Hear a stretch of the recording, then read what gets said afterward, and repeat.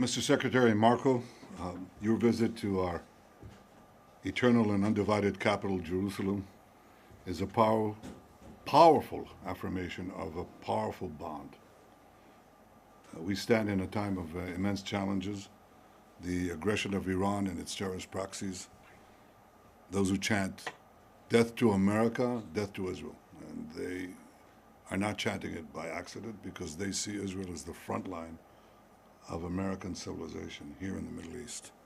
Well, those chants and those threats still linger, but they're a lot less dangerous now. And they're a lot less dangerous because they were met with our common resolve.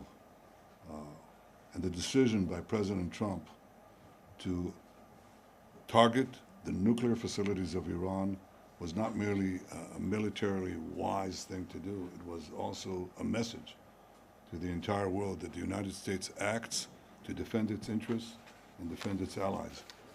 And America has no better ally than Israel.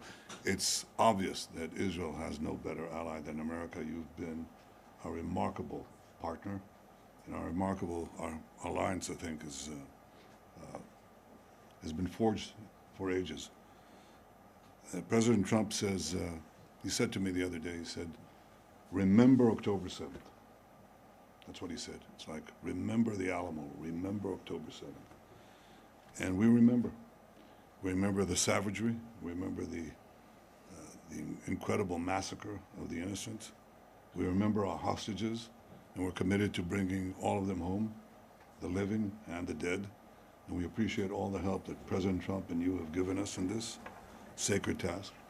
We remember Hamas, and we know that we must defeat them and ensure that they no longer are enabled to turn Gaza into a threat to Israel.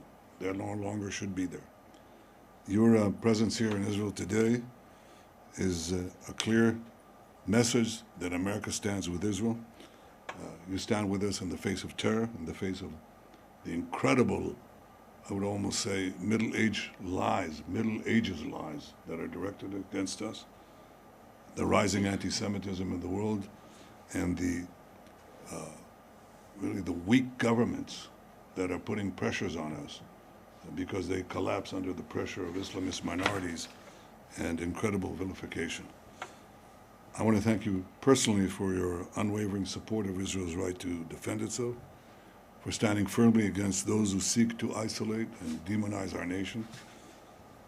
And I'd like once again to extend our deepest gratitude to a great friend of Israel, a personal friend of mine, President Donald J. Trump. The President has shown consistent leadership, moral clarity, and bold actions that have strengthened the alliances between our nations as never before. The American-Israeli alliance has never been as strong as it is now. And the President has been an outstanding global leader. He's really transforming the world to better all of us. And I can again repeat what I've said time and time again. He's the greatest friend that Israel has ever had in the White House. We will continue to act together with great force and great determination to protect our countries, and I may add, to protect our common civilization, because we're engaged in a battle of civilization against barbarism. And the alliance between our nations remains as enduring and unshakable as the stones of the Western Walls we visited yesterday. We will forever cherish this friendship, and I want to say, Mr. Secretary, thank you. May God protect you, bless you, and bless your family. May God bless America, may God bless Israel, and may God bless our enduring alliance. Thank you, Mr. Prime Minister. And first of all, let me say on behalf of the President of the United States, President Trump, I want to thank you for your friendship and for the friendship that Israel has shown towards the United States, and so many issues we work on together that extend beyond the causes of war and peace, but advances in technology, advances in economics, and those remain strong and enduring and unwavering, and not enough attention gets paid to those links, the economic links, the cultural links. We're here today, by the way, later this evening to inaugurate and to open to the world perhaps one of the most important archaeological sites in the planet, and one that has deep meaning to so many people in the United States as well in the Pilgrim's Road over at the City of David. And so it's an honor to be here and be a part of that.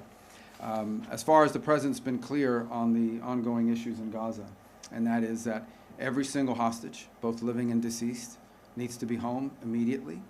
Hamas can no longer continue to exist as an armed element that threatens the peace and security, not just of Israel, but of the world, and that the people of Gaza deserve a better future, one that cannot begin until Hamas is eliminated and until all of the hostages, both living and deceased, are home.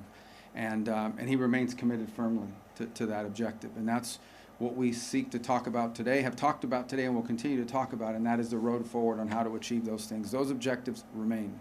Those objectives remain in place. Beyond that, obviously, we cooperated and were involved together just a few weeks ago on the issue of Iran and Iran's desire to possess not just nuclear weapons, but short and mid-range missiles with the capability of threatening our presence here in this hemisphere, in this region, and of course the safety and security of the Jewish state. But I would venture to say a threat that actually extends well beyond that to the kingdoms of the Gulf and eventually even into Europe. In fact, some of the missiles they're trying to develop now can already range countries in Europe. And so a nuclear Iran governed by a radical Shia cleric that possesses not just nuclear weapons potentially, but the missiles that could deliver those weapons far away is an unacceptable risk, not just for Israel, not just for the United States, but for the world. And that is that's why the President continues with our campaign of maximum pressure. There will continue to be maximum economic pressure on Iran until they change course. That's why we are encouraged to see our partners in Europe begin the process of snapping back sanctions on Iran. They are clearly out of compliance with what was already a flawed deal to begin with, and we encourage them to continue down that road. We 100% support that. That is exactly what needs to happen, and we remain firmly committed, as I said, to the President's objective, which he's been abundantly clear on, and I want to repeat. At the end of the day, no matter what has happened or happens, the objective remains the same, and that is all 48 of those hostages, both living and deceased, need to be home. They need to be returned. They never should have been taken. What happened on October 7th was an act of unparalleled barbarism, and what's happened since then have been repeated acts of unparalleled barbarism on the part of Hamas. Hamas needs to cease to exist as an armed element that can threaten the peace and security of the region, and the people of Gaza deserve a better future, but that better future cannot begin until Hamas is eliminated. That better future and that kind of peace is not even possible until the hostages are released, all of them, every single one. And so that's what we continue to be focused on. That's what the President wants to see happen, and that's what you can count on our unwavering support and commitment to see come to fruition. Thank you. Thank you very much. Mr. Secretary, do you think that it's possible to military dismantle? Thank you. Can you just state your name and the outfit you're from? Yeah, sure. Hi. Where are you from? Yeah, I'm from Israel. Okay. My name is Liza Rozovsky. I'm from Haaretz. And I want to ask if you still think that the military dismantlement of Hamas is possible. Well, Hamas can surrender tonight if they want, lay down their weapons. The problem is they're a terrorist group, a barbaric group, whose stated mission is the destruction of the Jewish state, so we're not counting on that from happening. Look, I think we would all, every single person I know, I don't know of anyone who would not rather see a negotiated settlement in which Hamas agrees to no longer be a terrorist group, lay down their arms, free the hostages, by the way, not just the hostages that they're holding from Israel, but frankly, the people of Gaza that they're also holding hostage as human shields. So that would be the ideal outcome, one we would all like to see. It's one that's been worked on. But I think we have to be prepared for the fact that savage, terrorists don't normally agree to things like that. But we'll continue to pursue that route. It's the ideal outcome, but it may require ultimately a concise military operation to eliminate them. We have to remember who we're dealing with here, and that is a group of people that have dedicated their lives to violence and barbarism. And when you're confronting that hard reality, as much as we may wish that there be a sort of a peaceful diplomatic way to end it, and we'll continue to explore and be dedicated to it, we also have to be prepared for the possibility that that's not going to happen. Yeah, go ahead. Yeah. איתמר אייכנר, ynet וידיעות אחרונות. מר נתניהו, האם ישראל עדכנה את ארצות הברית לפני המתקפה בדוחה? And a question to Secretary Rubio. Did you ask Israel not to advance with its military maneuver in Gaza and not to repeat of attack in Qatar? Well, I've said repeatedly that Israel's decision to act against the Hamas terrorist leadership in Qatar was a wholly independent decision by Israel. It was a decision taken by me and our top security force chiefs. It was conducted by us, and we assume full responsibility for it because we believe that terrorists should not be given a haven, and the people who planned the worst massacre of the Jewish people since the Holocaust cannot have immunity. So we did it on our own, period. All I would add is that we are focused on what happens now, what happens next, what role can Qatar play possibly in reaching an outcome here that leads not just to the end of this hostilities, not just to the release of all of the hostages, both living and deceased, not just the disarmament and elimination of Hamas, but also a better future for the people of Gaza, which isn't possible as long as Hamas exists, which isn't possible as long as 48 hostages are being held. And so we're going to continue to encourage Qatar to play a constructive role in that regard. We're focused because at the end of the day, no matter what has happened, these fundamentals still remain. There is still a Hamas, there is still 48 hostages, and there is still a war going on. And all of these things standing in the way of a better future for the people of Gaza and a peaceful end to what's happening now. So we're going to remain focused on what we can do next. Go ahead. Can I ask, Mr. Secretary? Sorry. You can ask anything, but there's order. Go ahead. הנשיא טראמפ הביע את דאגתו, הנשיא טראמפ הביע את דאגתו בעקבות רצח צ'רלי קירק שם בארצות הברית מארגונים רדיקליים בשמאל שמלבים שנאה וחותרים תחת הדמוקרטיה. האם הנושא הזה גם היה חלק מהשיחות ביניכם על אולי שיתוף פעולה נגד ארגונים כאלה כדי למנוע חלילה רצח פוליטי גם כאן בישראל? Well, the question was about the ramifications of the barbaric murder of Charlie Kirk. So first let me say Charlie Kirk was a tremendous friend of Israel. And he believed and discussed with me how to defend Israel, how to defend Western civilization. He actually wrote a detailed memorandum suggesting how we should do that. He saw our battle as a common one for our common values and our common freedom. He also believed in having free discourse. And he was I think, a great American patriot, a believer in the freedom and liberties that America gave to the world, and a believer in the common foundation of our civilization, which he attached to this city, this country, this land. He was struck down. I think the most important thing is to make sure that his legacy isn't struck down, that it continues to live. Now, you know, some people are irreplaceable. Charlie was 31 years old. My own brother was 30 years old when he fell in the rescue of hostages in Entebbe. And, you know, some of these people come once in a century. But it's their legacy that has to live on. So we're committed, I'm committed, and I know the President Trump is committed, and I'm sure that's true of Secretary of State Marco Rubio, to make sure that that legacy lives on.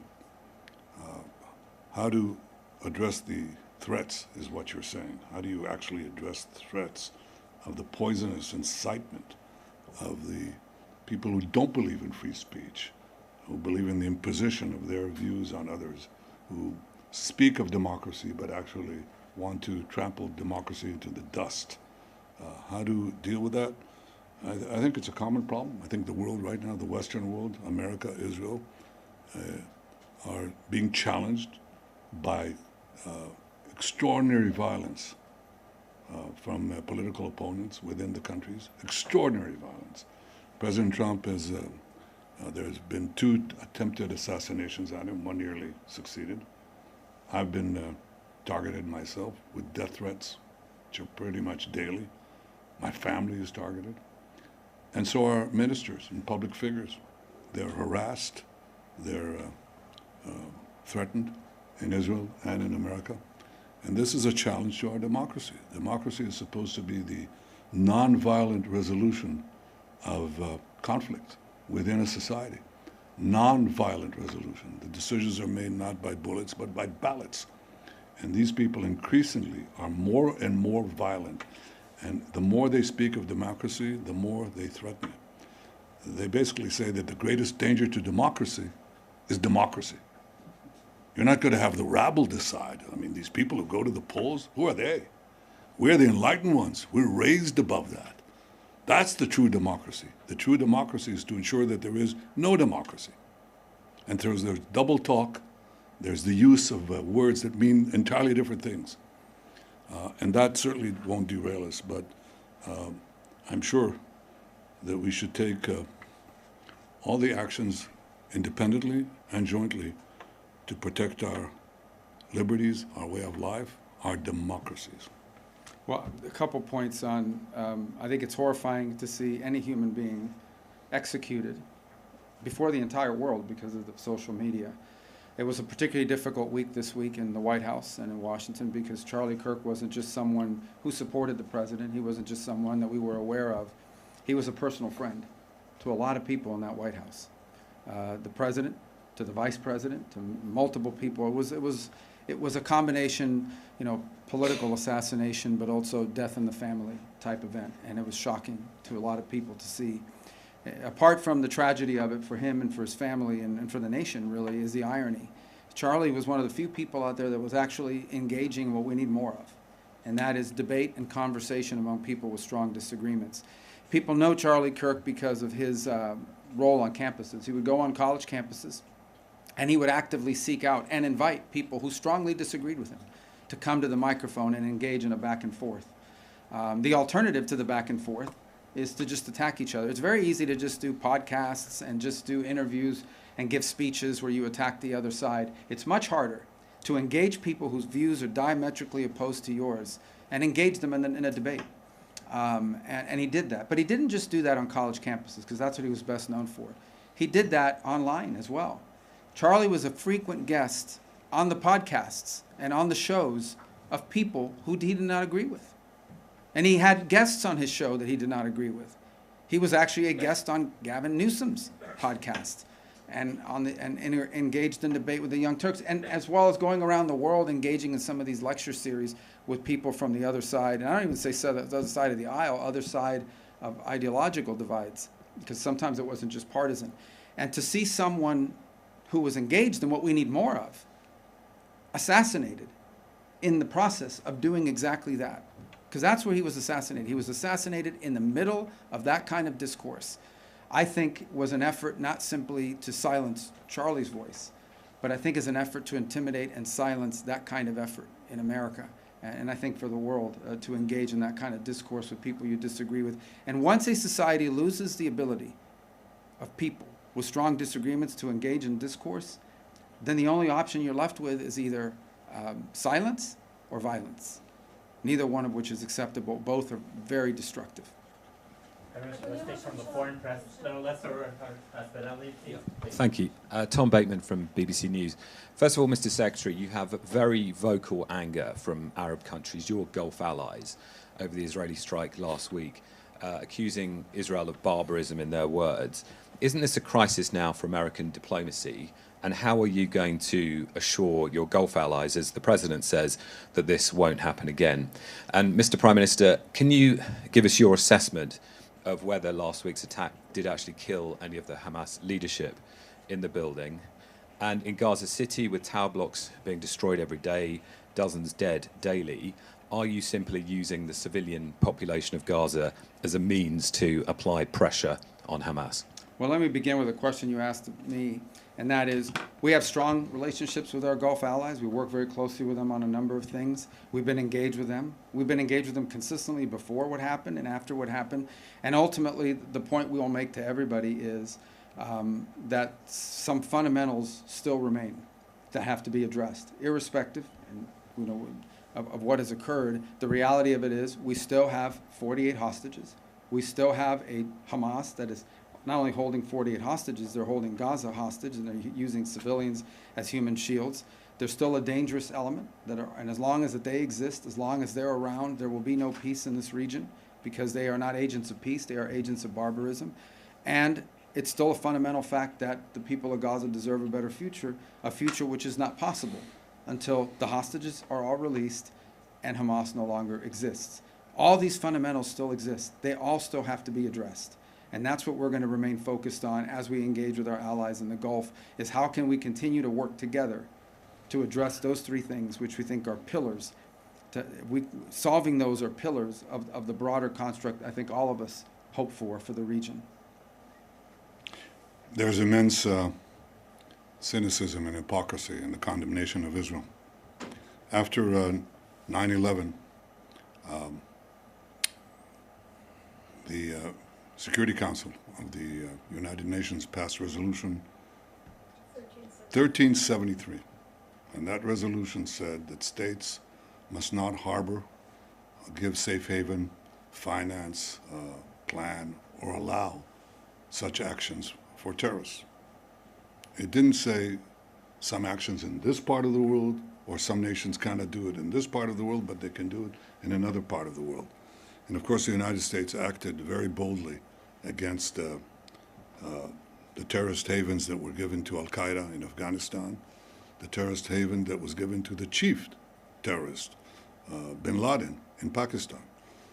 Those countries that are condemning Israel today did not come and say, well, what a terrible thing was done.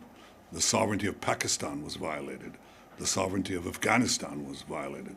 You don't have such sovereignty when you are effectively giving a base to terrorists and a place where they can ply their gruesome trade. So it's the right of every country under international law to defend itself beyond its borders against those who would kill their citizens, murder them en masse. That is what guided Israel. What are we trying to do in Gaza? You say we're bringing down those towers to intimidate people?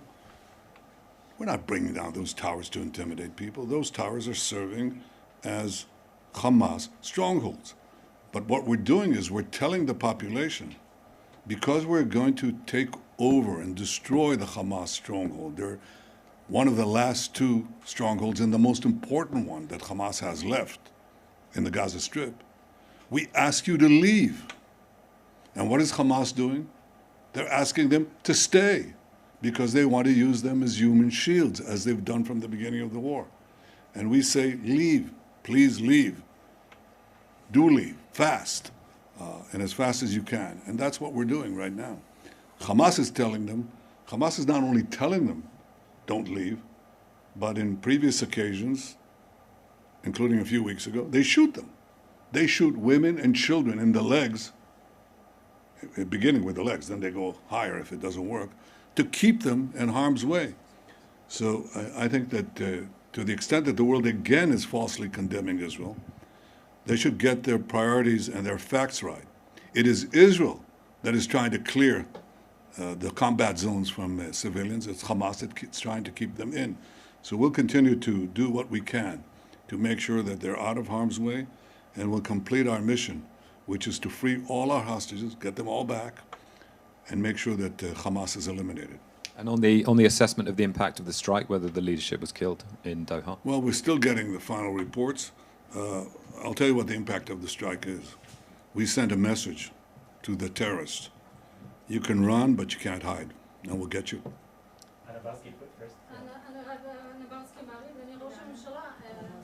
אדוני ראש הממשלה, לפי הדיווחים, לא רק שהתקיפה של צה"ל נכשלה בקטר, אלא גם נחשפו יכולות מסווגות של צה"ל בתקיפה בשבוע שעבר. האם בדיעבד אתה מצטער על ההוראה שנתת להוציא את התקיפה לפועל?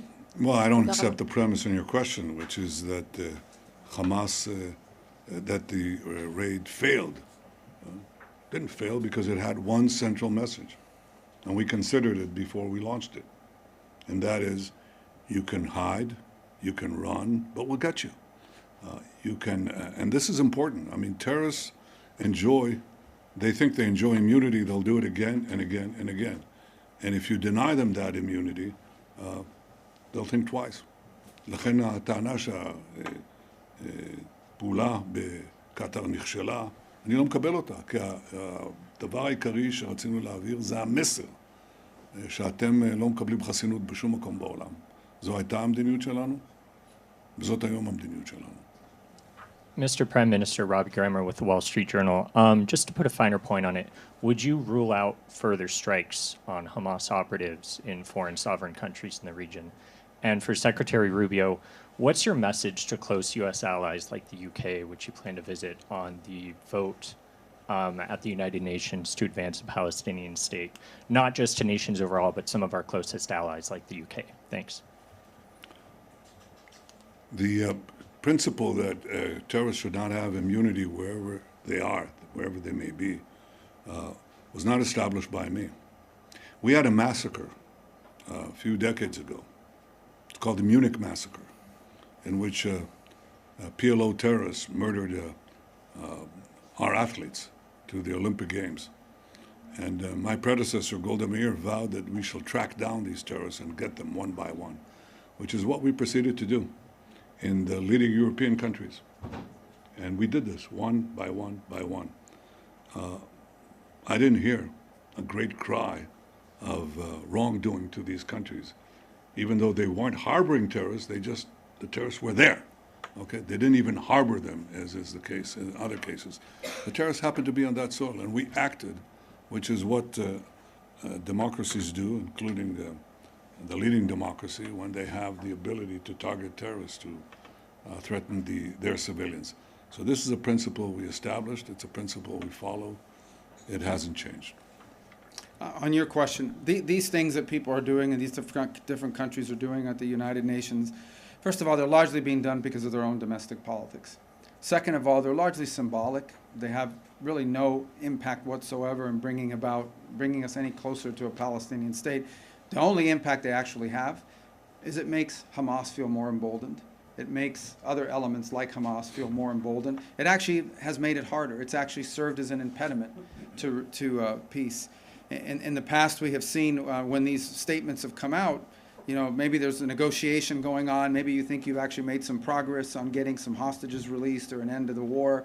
And then these things come out, and all of a sudden these groups back off. In many cases, walk away. Hamas has walked away from agreements that they actually had tacitly agreed to. But then they see the sort of international support they believe they're getting as and they walk away from it. So we've warned of two things. One, it actually makes it harder to negotiate when those negotiations were occurring, and because it emboldens these groups. And the second is we've warned them that there will be an Israeli counter-reaction to those moves, and we've seen some of that happen as well. So I think these things have actually made it harder to end this war and this conflict, not easier. And we've expressed that to them. And I've expressed that to them directly on multiple occasions, and I'll continue to do it. Now, they're going to do what they want, and they're going to continue to do what they're doing, but I'm telling you, it's actually hurting the cause they think they're furthering. Two last questions. Let's take one for the foreign press and one from the Israeli press. You take it. Go ahead. You tell them. Go ahead. It's fine. Thank you. Secretary, I wanted to ask, I know you mentioned prior to the trip that the focus of the trip was not the Israeli plans for the operation in Gaza City, but I was wondering if you could tell us if that's something, and Mr. Prime Minister, good to see you again, if this is something that came up in your discussions in terms of the U.S. view on the announced Israeli plans for military operations in Gaza City, and what the U.S. view is about this idea of, as some have talked about, a Gideon's Operation Gideon's Chariot kind of 2, or a continuation of the offensive, or an expansion of the offensive, potentially this month in Gaza City. Yeah. Thank you. The best way for me to put it to you is that the purpose, of our conversations have been about what the president. I'll restate what the president has repeatedly said. He wants every single hostage released. He wants Hamas eliminated as a threat, and he wants to then have the United States be helpful in rebuilding Gaza for the future that's going to be peaceful and prosperous, and not have elements like Hamas operating. That's the goal. Now, how do we achieve that? How do we get there? That's what we're always talking about. That's what we talked about today. And that's going to continue to be the focus of our engagement in this. We want all of the hostages out, all of them, every single one of them, both living and deceased, all of them. There should never have been hostages. This should never have happened. Okay, this happened because on October 7th, these animals, these barbaric animals, conducted this operation, and against innocent people that had nothing to do with any of this. And that's why this all started. We've forgotten that, People have forgotten that that's where this all began. That's why the president keeps saying, remember October 7th. We wouldn't even be having these conversations right now if these barbarians had not done what they did. So this is what brought us to this point. It needs to end. And how does it end? It ends by eliminating the people who did it, by ending them as a threat. It ends by releasing every single hostage, both living and deceased. There should never have been a hostage. There should not be a hostage now.